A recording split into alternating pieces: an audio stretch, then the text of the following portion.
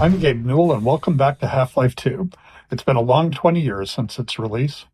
In this anniversary update, we've tried to respond to as many of the community's requests as possible. And while this might not be the absolute number one request from fans, I often hear how much people would like a commentary mode, so we're excited to finally make that happen. Not only was it a challenge to remember many of the details of Half-Life 2's development, but it's not easy to crack open decades-old computer code and wonder what the hell you were thinking way back then.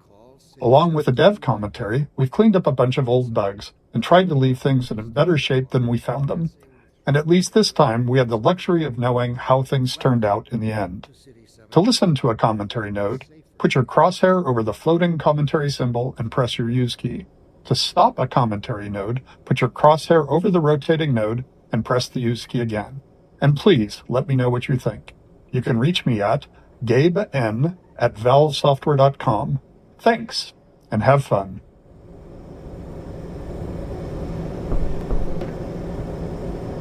Physics objects. It might be hard to remember it now, but back when Half-Life 2 came out, small objects in games, like these bits of trash, were usually static, as in they didn't really move, or if they did, it was in a very simple way. If you were lucky, they might break apart into some sprites if you hit them. One of the goals for this initial train station section was to really make it clear to players that these kinds of things were properly, physically, actually being simulated in Half-Life 2. They could be picked up, dropped, thrown, broken, moved by other forces, you name it.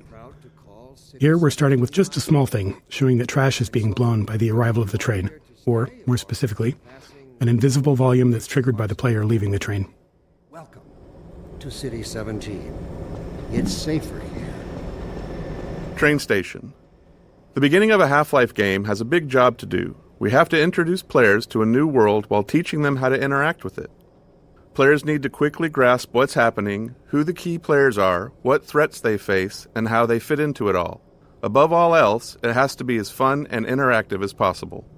Nailing this takes a lot of iteration and playtesting, especially on the small moments that make up a bigger picture of the game.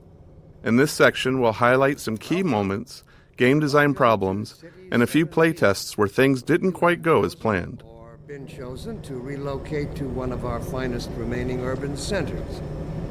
I thought so much of City 17 that I elected to establish my administration here, in the citadel so thoughtfully provided by Sweeping Vortigaunts. Another key moment of storytelling, and another nod to the physics system. Here we're showing how Vortigaunts fit into this new world, which is a big shift from their Half-Life 1 role as enemies. Like so many moments in Train Station, the Sweeping Vortigaunt came from our constant hunt for ways to show characters interacting naturally with a physics system. Why just tell players Vortigaunts are friendly now, when you can show one casually sweeping the floor and knocking around some simulated objects? Nothing signals, hey, don't shoot me this time around, like someone willing to tidy up.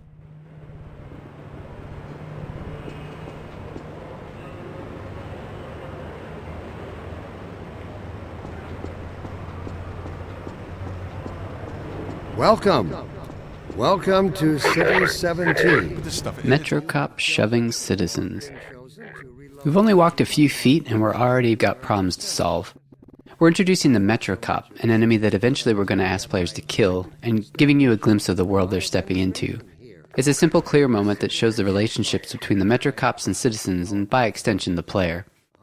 At the same time, we decided to reinforce the existence of the core physics simulation, showing the way in which NPCs can casually interact with objects in the world.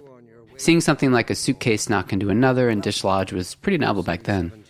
These moments at the train station, where we combined multiple goals, were the most successful. They felt natural, like the game wasn't pausing just to teach you a lesson.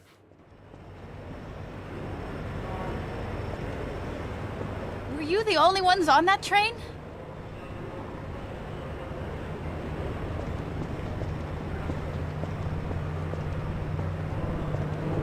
Citizens.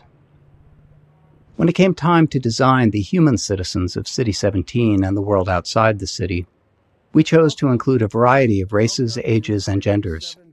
This not only provided narrative context for the Combine's enslavement of all of humanity, but it was also important to us that anyone playing the game could see themselves represented in the Resistance, with everyone on Earth united against the Combine. While we found a number of candidates to use as reference in creating these citizens through our daily lives and connections, we ultimately resorted to advertising in the Seattle Times classifieds to reach the desired range of faces that we'd envisioned. Welcome to City 17. It's safer here.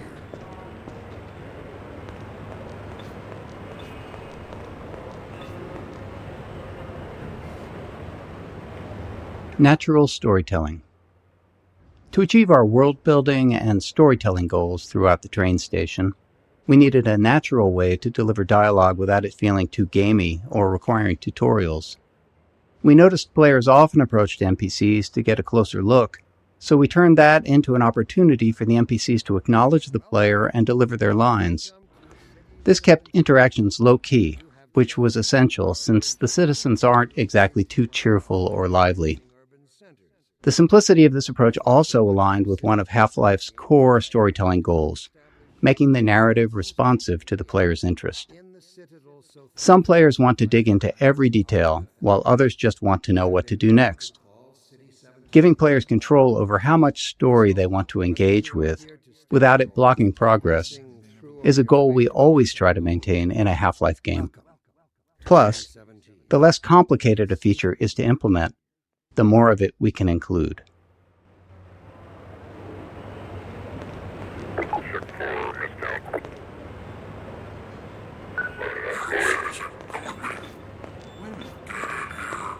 Early tech planning. Shipping a game always teaches us a lot. We finally get to find out which choices we made were good ones, and which were ones we should do differently next time. So after Half-Life 1, when we sat down to start thinking about what kind of sequel we could build, we had all kinds of player feedback to digest. From it, we tried to build a master list of things that Half-Life 2 was going to focus on. We didn't try to design a specific player experience. Instead, we found it more useful to approach the question from a technological standpoint. Black Mesa's security guards and scientists had worked well. What could we do if we pushed it really, really hard on characters? We liked our interactive storytelling. What could we build that would allow us to do even more of it, and a greater variety? The exploration and interaction with the Black Mesa was compelling to players. Maybe a physics system would allow us to take that further. In all these areas, we tried to imagine the best version of it could look like years in the future, and back solve from that a set of technological steps that might get us there. Storytelling. Creating a sense of immersion was a core principle in our approach to Half-Life 1's storytelling, and it led us to the self-imposed constraints of never, or at least very rarely, taking control away from the player and of keeping the player's avatar silent. These limitations made storytelling more challenging at times, but we felt it was important to stay with them for Half-Life 2.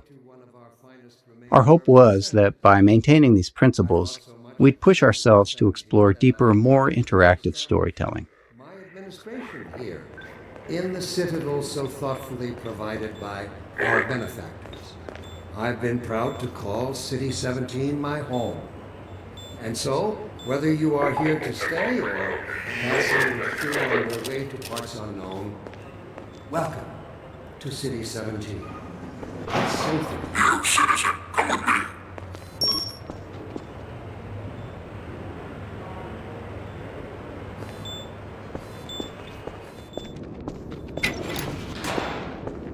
This must be a mistake. I got a standard relocation coupon just like everybody else. Characters. In Half-Life 1, security guards and scientists could best be described as archetypes, not individuals. They were abstractions of characters that matched the visual fidelity we could achieve at the time. But as our technology improved with Half-Life 2, we saw an opportunity to move beyond abstractions. The increased visual fidelity of the character models, combined with improvements in animation, made us believe we could focus on creating individual characters, people you would actually care about. We allowed ourselves to write real dialogue and have characters deliver it in a way that felt realistic enough for players to not think about them as pawns in a video game, and hopefully propel our narrative forward.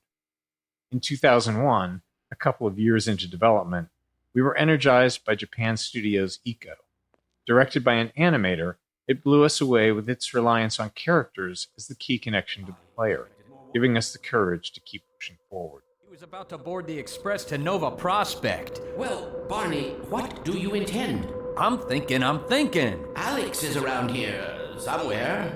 She would have a better idea how to get him here. Well, as long as he stays away from checkpoints, we should be okay. Listen, I gotta go, Doc. We're taking enough chances as it is. Very well. And, Gordon, good to see you. Okay, Gordon. You're gonna have to make your own way to Dr. Kleiner's lab. Oh, man, that's what I was afraid of. Get in here, Gordon, before you blow my cover. Blocking tutorials.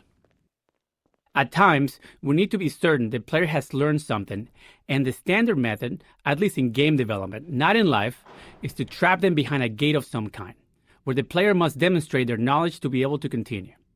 We try to disguise these gates as something natural, so it doesn't feel like the game has come to a halt. Of course, time, resources, or the environmental context itself can make that tricky. In this case, we needed to teach the players how to move objects, so a simple stacking puzzle seemed like the best solution. We tested more complex designs, but they ended up being less effective at teaching the actual thing we needed the player to learn.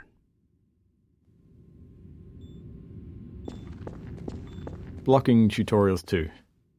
There are 2 failures of note in this tutorial.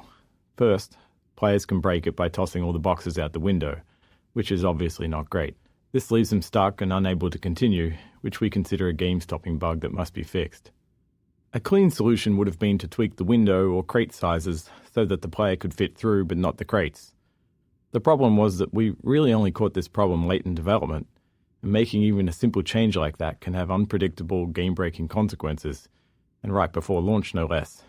Also, this issue was purely theoretical. We'd never actually seen players do it. Our playtests of the design space had gone smoothly, with players learning what they needed and moving on. So changing the room's design this late in the game could have disrupted that success in ways that we couldn't foresee. So we opted for a more conservative fix rather than something elegant. If you're curious, try tossing all the boxes out the window and see what happens. Blocking tutorials 3. The second failure in this tutorial space is a case of misteaching, where we accidentally teach the players something we didn't intend. This can be hard to avoid without extensive playtesting, since the game is always teaching, even when it's not by design. We cover a more extreme example of this later in Train Station. Some cases of misteaching are critical to fix, like if the player learns the wrong way to use a weapon or interact with a common element of the game. But this one was more subtle. While teaching players to move objects, we also taught them to stack physics objects to escape a space. Normally that's fine, except we don't deploy that puzzle later in the game, and teaching something irrelevant just clutters up their mental toolkit and makes it harder to readily keep useful things in mind later on. Worse, stacking objects to escape the play space become a problem later on, something we had to actively prevent in multiple areas. With so many physics-based objects in the game, blocking this behavior without putting ceilings everywhere wasn't really an option. In the end, we hoped players wouldn't overthink this early lesson, and when playtests showed players getting stuck later on, we made sure not to remind them of it.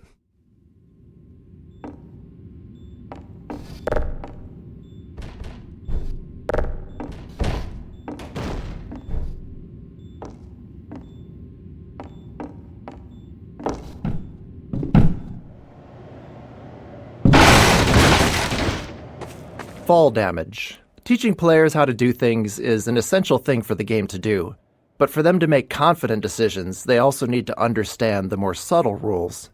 This small moment covers 2 of those. First, it shows how far the player can fall without taking damage. Second, it introduces a bit of the game's vocabulary, how the game will communicate with them. Players often worry about taking fall damage, but they also worry about taking a step that they can't take back. So here, a welcoming crate to land on signals that dropping down is safe and it's the way forward. And when the crate breaks, it reinforces the physics simulation and is likely the first time players will see that larger objects can be broken apart.